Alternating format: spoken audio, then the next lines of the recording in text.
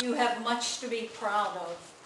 I know since independence in 1991, things have been difficult, but slowly, Ukraine is making progress. And you all should be very, very proud of that progress. There's still work to be done, but much has been accomplished. Secondly, I want to apologize due to my lack of knowledge of technology and my lack of knowledge of Russian. We won't have the program that I had quite planned, but we will make do. We will talk about some of the travels I have done, specifically my travels to China, Mongolia, and India. Very different countries. And I want to encourage each of you to talk. Ask me questions. Tell me about your experiences. I will show you some photos from my travels, but because I cannot get into my photos, we'll see them through Facebook. Not the photos I would have selected, but you'll see some photos just the same. Any questions before we start? Okay, everybody, do you have your seatbelts ready? Ready for takeoff? Then let's go. Okay, first I want to talk to you about China.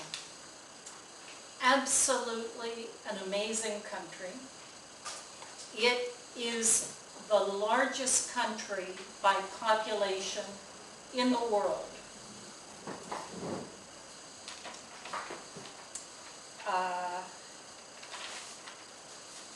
China has 1 billion, more than 1,400,000 people.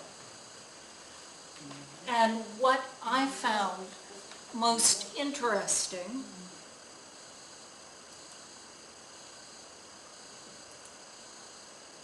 okay, now come on.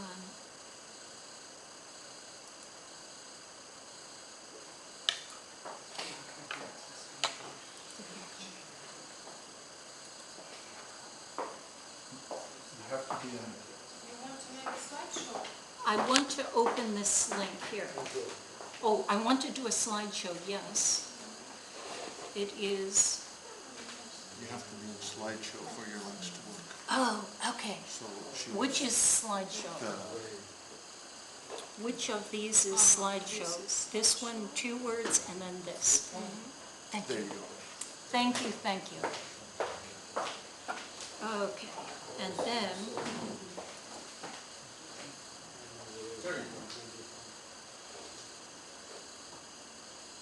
Oh, except that is Mongolia.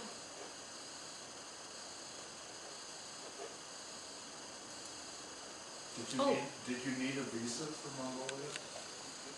I did not. I needed a visa for China. I must have deleted China.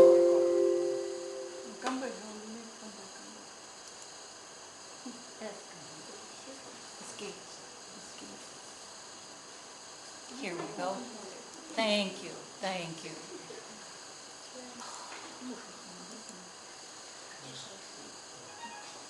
So why is it, it does not come up in, okay. Escape. There.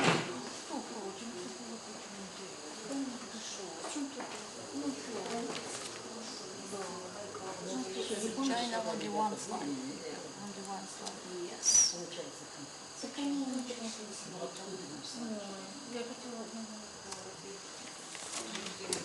Okay. Yes. China. It is the 4th largest country in the world by population, but most of the people in China live in just 1/3 of the country. Most of this area here is mountain and desert. Few people there. So when I was there for 6 weeks. 4 weeks I was with a tour, and for about 10 days, 10, 12 days, I traveled around on my own. We started in Beijing, went to Luoyang, went to Xi'an,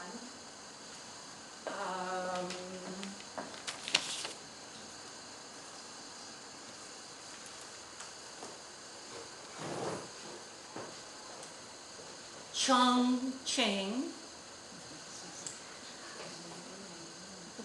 Yichang. From Yichang,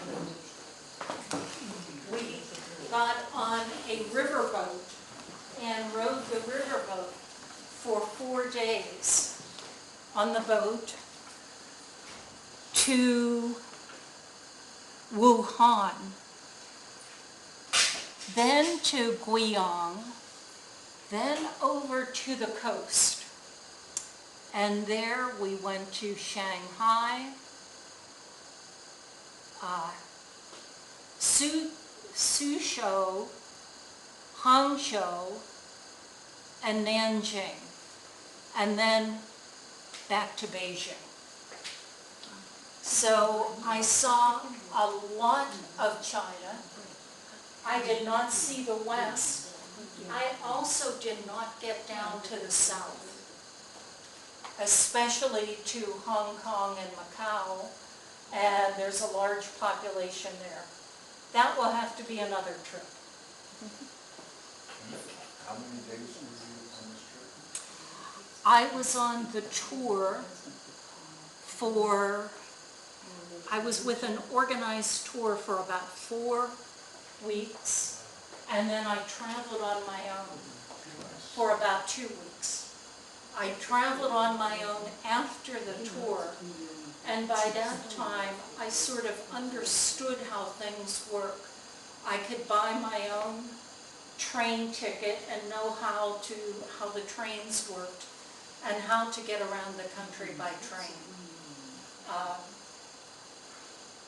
Were you ever afraid? No. As a matter of fact, let me tell you one thing that has amazed me. In China, and also in other countries, especially when I was alone, I always asked at the hotel, is it safe for me to go out alone at night? If I go out to a restaurant, if I go to a concert, is it safe for me to walk home alone at night? People look at me and they say, well, of course, why would it not be safe? And they say that in China, it is very, very safe. Now, there are many police, which is a good thing and a bad thing, depending upon your point of view, but for things like robbery and assault, very little problem. Another thing about China that totally impressed me, very clean, very modern. Many skyscrapers, the roads, the bridges are better, newer and better than you find in the United States. Because they have just developed so recently. The size, the population, again, just amazed me. Some of the cities I went to I had never heard of before. For instance, Guiyang. I had never heard of it. It has 3 million people, as many people as in Kiev. I had never heard of it. Hangzhou, I never heard of. 21 million people. That's 7 times the size of Kiev. And all of the cities I visited were huge, huge cities, beautiful, much modern architecture, along with the old temples and pagodas. So my experience there, it really changed my perception of China. I had gone expecting to see a lot of rickshaws and people dressed in traditional dress. Instead, you see people in blue jeans and t-shirts, many, many, many, many cars. But they seem to be prosperous. Even the little bit that we saw of villages, it seemed to be quite nice. This is in Beijing. This is what is called the Forbidden City, or what the Chinese call it is the Palace Museum. This was the home of the Chinese emperor it was built in about 1400. It is huge. It is more than 700 square meters in size, and there are almost 1,000 different buildings. When the emperor lived there, only he and his staff and his wives and his concubines could enter there. Ordinary people were forbidden to enter there. But as I say, now it is a museum, and it is amazingly beautiful. The sculpture, the details, all these stairs of beautiful marble and intricate carvings on them. You see, that's on the top, that's on the roof of the building. Beautiful design, beautiful craftsmanship. Gardens, they have many beautiful gardens. Okay, this is I showed you the Imperial Palace. That was the normal home of the emperor. This is from the Summer Palace, which is maybe 10 miles away. There is a lake. This is a marble boat. I don't think it floats, but it sits there in the water, and it's a beautiful design. Oh, okay. The Great Wall. Excuse the bad pose. The Great Wall is it's an architectural phenomenon. And you can see how far it goes. Actually, the Great Wall is a series of fortification systems that were built to protect the northern border of China from the Mongols, from the nomads. And from what I read, it was never all one connected road or one connected wall, but a series of walls for where they deemed there to be threats. And it was started in the 7th century BC. And the last work done on it, in completing it, was in the 1600s. It's almost 9 kilometers long. As you can see, it is high, it is wide. You can, they could put horses with carts on there to bring in food and munitions. Much of it was destroyed over the year by vandals and by war, but they have rebuilt sections of it so that now there are different areas where you can go to tour. This is an old pagoda which was restored. What I found interesting was that retirees, pensioners, meet there every day. And they play cards, they play dominoes, and dance, and yes. Do they have English speaking clubs there? No, I did not see an English-speaking club. But I understand that one of their favorite games is Get the Landlord. I thought that was pretty funny. And this is, I think, back to, yes, that is back to the Forbidden City. Okay.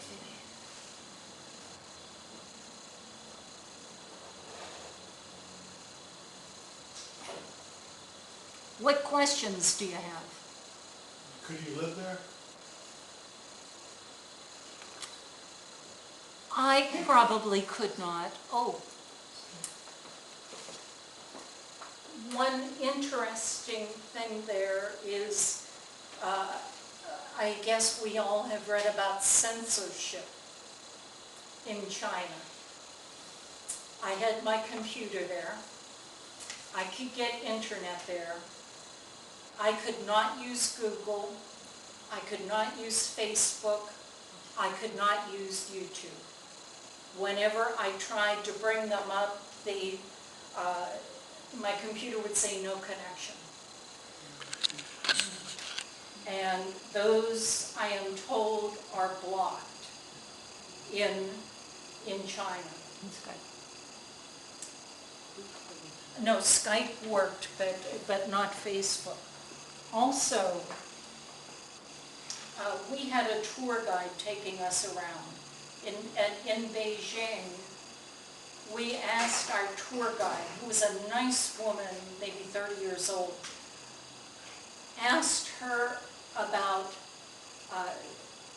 the police shooting of students at Tiananmen Square in 1989. And she sort of took us aside and said, not now. Whenever we were back on our tour bus, and it was a private bus, and it was just our tour, she said, now I can talk to you. I will not discuss this on the street where other people may overhear. She said that she knew that there were protests at Tiananmen Square in 1989.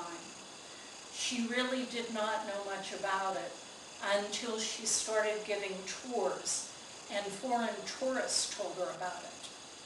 And then she went to the United States, studied for about 6 months, and while she was in the United States, she learned much more about it. She said she asked her mother about it after she went back to China. Her mother said, let's not talk about it. Let's just let that go. She asked her aunt, tell me about Tiananmen Square. Let's not talk about it. So freedom of speech there is limited. On the other hand, the people there, their basic feelings seem to be that they trust their government to keep them safe, to keep them secure. And many people seem to believe that if they have to sacrifice some freedom of speech, okay. It's just very interesting and different than what I'm used to. Yes? Did they let you to make photos? In many places, yes. But we could not take photos of military or government buildings. But you can see that in the tourist places, in the normal places, I could take photos. Even in Tiananmen Square, I could take photos, but there's no mention there of what happened in 1989. It's as if it did not exist. So that is another interesting difference. May I add a bit? Actually, Skype doesn't work in China entirely correctly. So from time to time it works, but But sometimes no, much worse. I had regular Skype sessions with one of my friends, and from time to time it didn't work. Okay, well, I was able to use Skype in China successfully, but as I say, Facebook, no. You ask, repeat please, about discrimination of using PC. Discrimination in using, Such PC. personal computer? PC. Net PC. Personal computer. Personal computer? Discrimination in the net.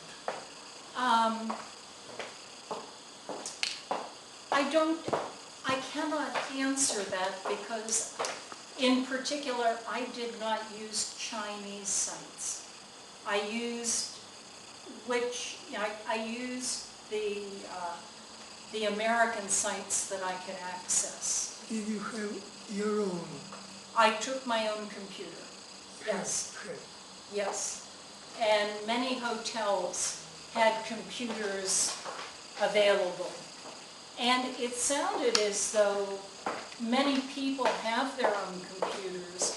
Certainly, many people have cell phones and smartphones with computer programs and such.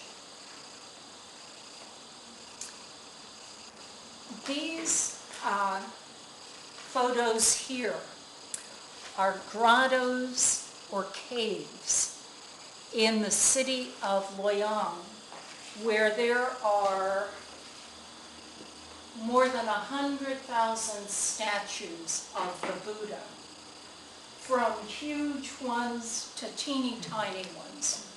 They were built from approximately 500 to 1100 AD. We visited it. It's a pretty amazing site, especially that it is so old.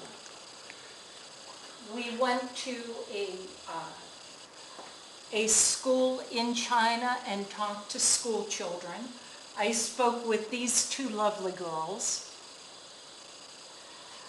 and with this group of rowdy boys. They were funny. My favorite site in all of China was in Xi'an, the terracotta soldiers. They were built in 200 BC, more than 2,000 years ago, for the emperor. He was the first emperor in China, and he wanted to assure that he was protected in the afterlife. So he had created for him more than 8,000 soldiers, chariots, horses, and many other figures. And this area is enormous. It is about the size of your square there, where the monument to the Maidan is. This is the pit where the soldiers were buried. They just put a roof on it, turned it into a museum. Many of the figures are still buried. The process they are using to uncover them is as interesting as the soldiers themselves. It's an international team that is slowly, carefully digging them out. The soldiers are as tall as me, as big as me, and as I say, there are 8,000 of them, and they're 2,000 years old. It's just absolutely incredible. You can see here in some of these pits how deep they were. We were told that when they're found, most of them are in pieces like this. That originally they had a roof over them. With time, the roof collapsed. The city of Xi'an was the capital of China at the time this was built. Because of invasions and such, they moved the capital. The tomb was forgotten.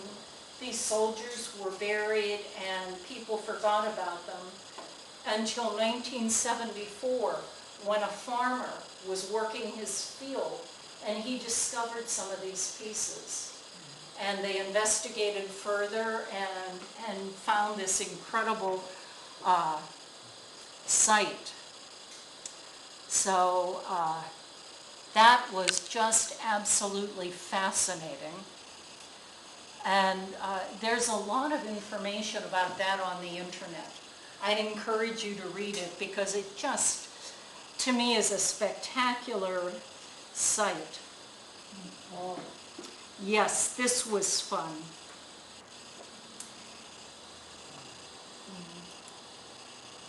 Yes, this is in the zoo in Chongqing. They had about 9 panda bears there, and it was fun to watch them. And they're just outside playing and eating and sleeping. A good life.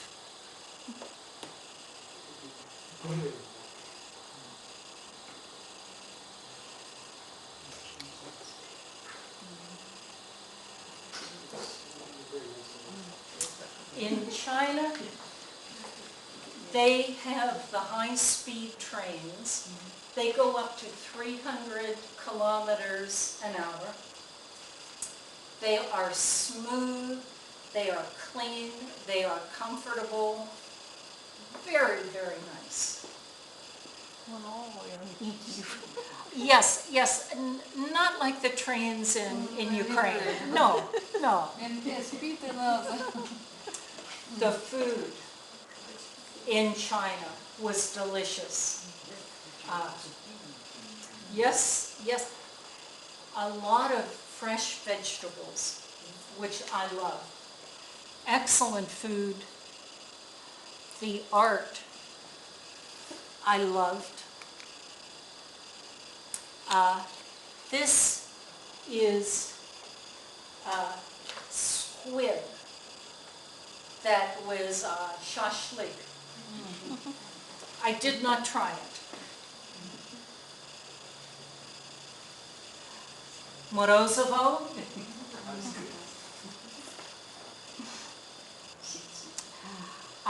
These are different kinds of meat on a skewer. This is in the Muslim section. Different cheesecakes, wonderful breads. did you see some insects as a food? What does it cost? Very expensive or not? Not expensive. On this trip, I did not see insects as food. Back in 2008, I was in Beijing, and then I saw vendors on the street selling insects. The gardens in China are just beautiful. Here is a garden which has a moat, a water around it, and I went on a gondola ride around the park. Like in a way with Venice. Yes, like in, whoops, come back. Like in Venice, pagodas.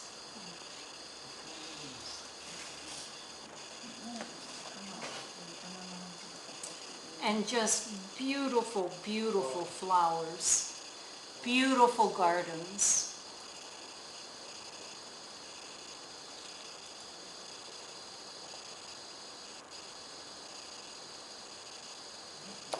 Okay, that is all the photos about China. Any questions about China? Would you like to go there again? I would like to go there again. Could I live there? Probably not. One thing that bothered me was so many people everywhere. Everything was so crowded. that made me uncomfortable. Yes, Did the Chinese people have problem with fresh water? In fresh air. two good questions. We were advised to drink bottled water, and we drank only bottled water while we were there. Fresh air. Beijing, I was there in May. There was not a problem with the air in Beijing in May. I understand that in winter, because people use coal to heat homes and buildings, then the air is very bad. However, when I was in Nanjing, which is apparently an industrial town, after one day I found I had to wear a mask. I don't know what was in the air, but it definitely was not good. You know, I was having bad sinus problems. So yes, air quality is a serious problem there. Phil? Cost of living comparison, based on here versus there. Does the family have enough money to live on? Okay, now, a qualifier. I was in tourist areas. I went to some homes and saw some villages, but we did not see the really poor areas. My sense is that the cost of living there is a bit higher than Ukraine. I would say that many parts of China are what I consider first world, whereas Ukraine is still second world with the roads and the water and some transportation. Transportation is a serious problem here. Thank you. Yes. If you go to the restaurant or to the cafe, how much does it cost? Bill. There, we went to mostly moderately priced restaurants. And I would say that mostly 10 to 15 US dollars without alcohol.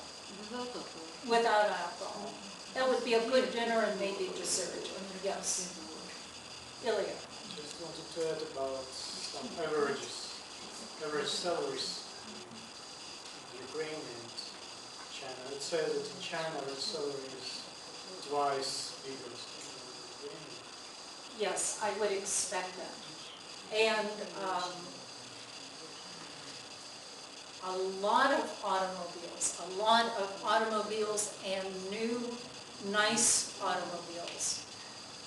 Some Chinese, but more Japanese and Korean.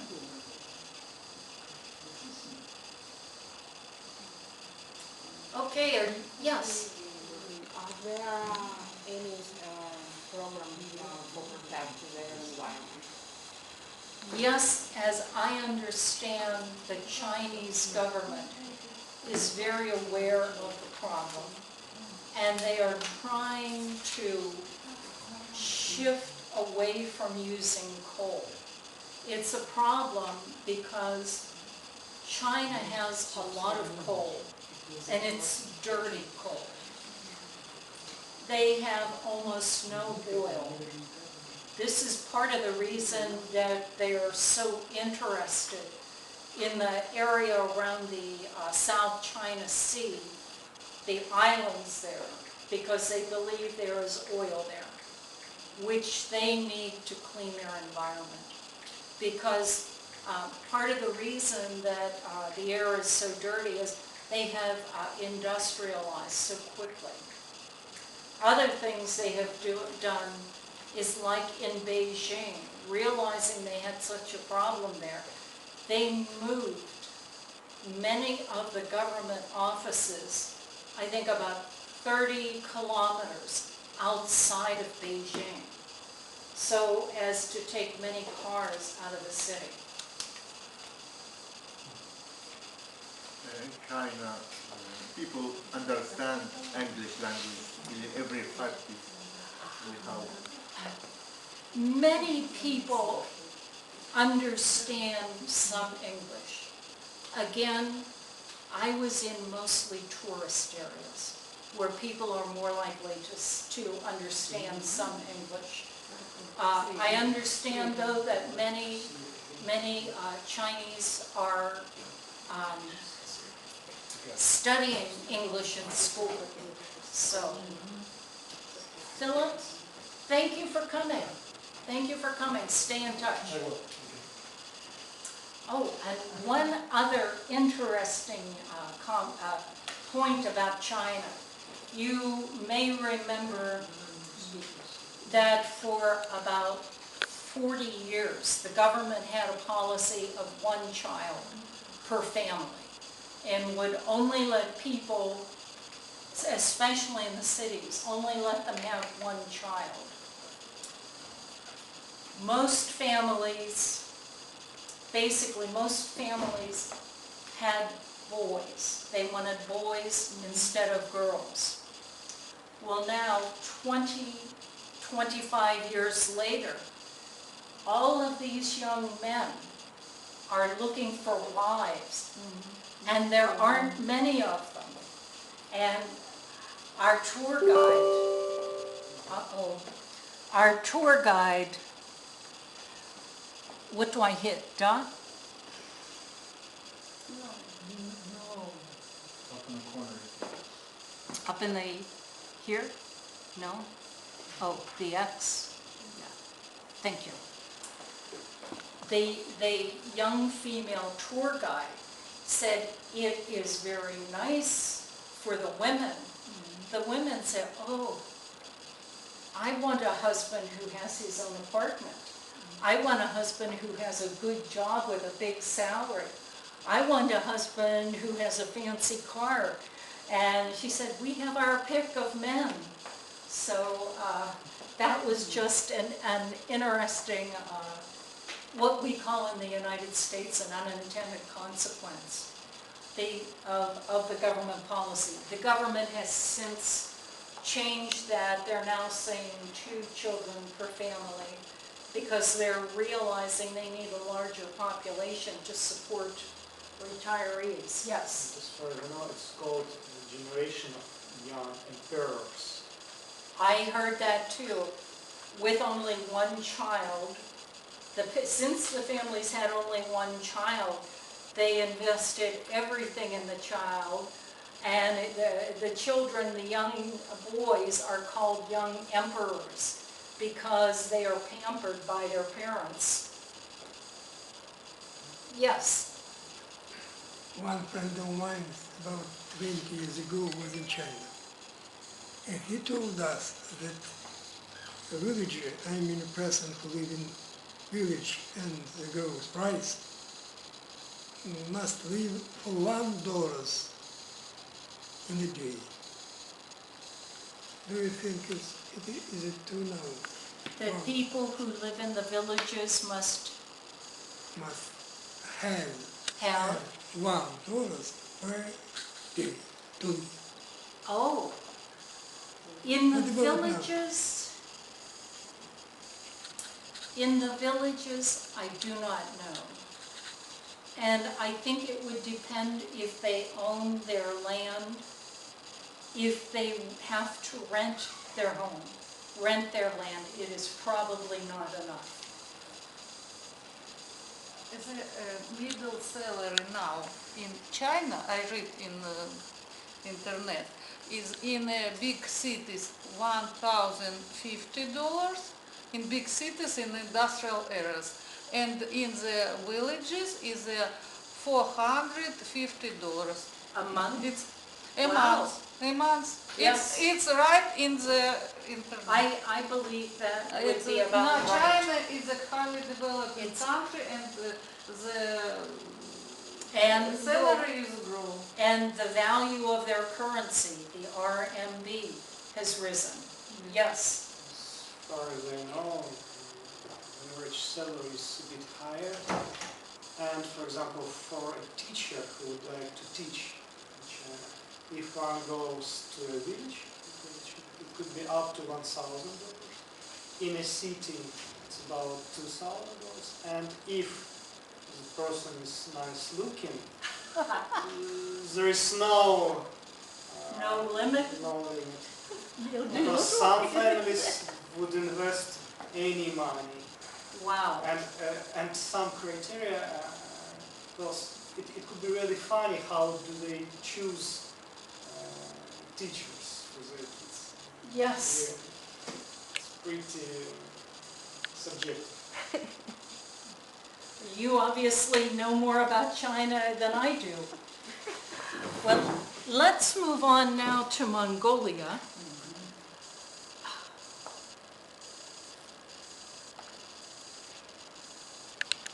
Oh, come back.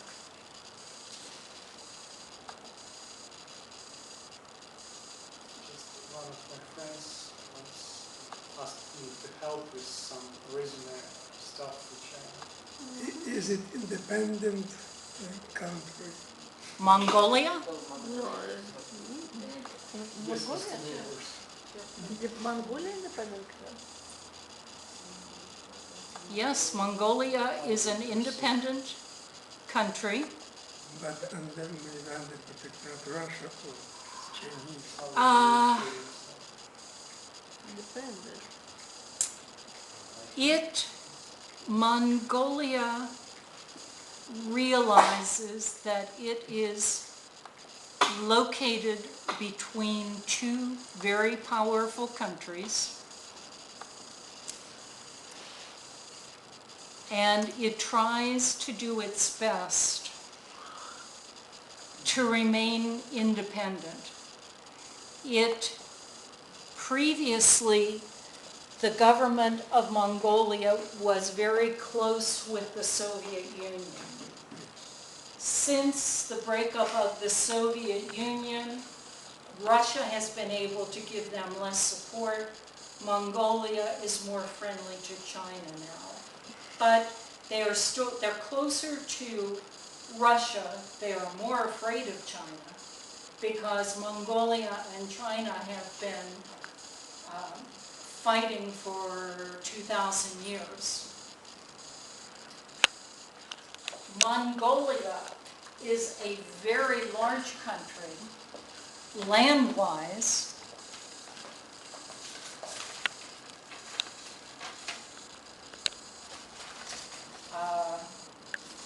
Oh, it's on my slide. But population-wise, very, very few people.